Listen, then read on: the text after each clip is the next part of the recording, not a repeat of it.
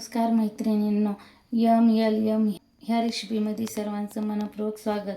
तर आज आपण पाहणार आहोत सुकी भेळ. तर सुकी भेळ बनवण्यासाठी मी इथे 1 वाटी लया घेतल्या. तर ह्या लया आपल्याला एका ताटात घ्यायच्या.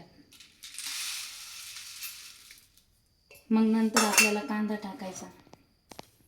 इथं मी एक छोटा कांदा घेतलेला आहे चिरून. कांदा झाल्याच्या नंतर आपल्याला टाकायची टमॅटो. तर इथं मी 1 टमॅटो चिरून घेतलेला आहे. टमॅटो आणि कांदा असा मिक्स करून घ्यायचा.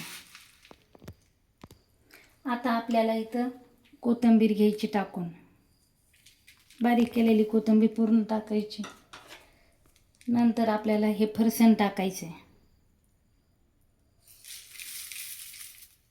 फरसाण झाल्याच्या नंतर चवीपुरतं मीठ टाकायचं.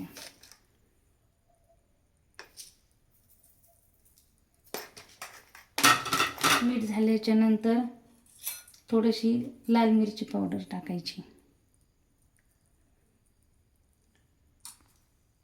आणि नंतर आपल्याला लिंबू पिळून घ्यायचे.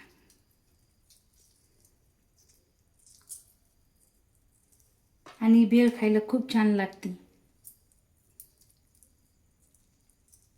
आणि नंतर आपल्याला हे सर्व मिक्स करून घ्यायचं.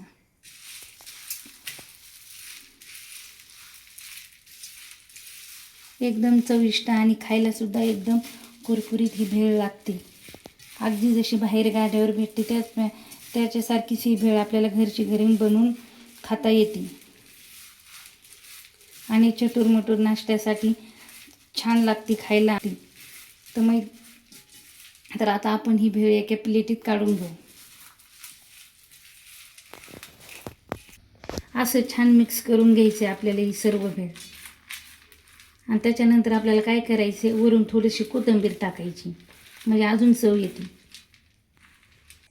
तर मैत्रिणींनो, आपली इथं भेळ बनवून तयार झालेली आहे. आणि ही भेळ लहान लेकराला सुद्धा आपण देऊ शकतो कमी तिखट टाकून. तर मैत्रिणींनो, असेच नवनवीन व्हिडिओ पाहण्यासाठी आपल्या चॅनलला सबस्क्राईब, लाईक आणि शेअर करायला विसरू नका. आणि हा व्हिडिओ कोणत्या गावातून कोणत्या शहरातून पाहतात हे कमेंटमध्ये मला नक्की कळवा. धन्यवाद.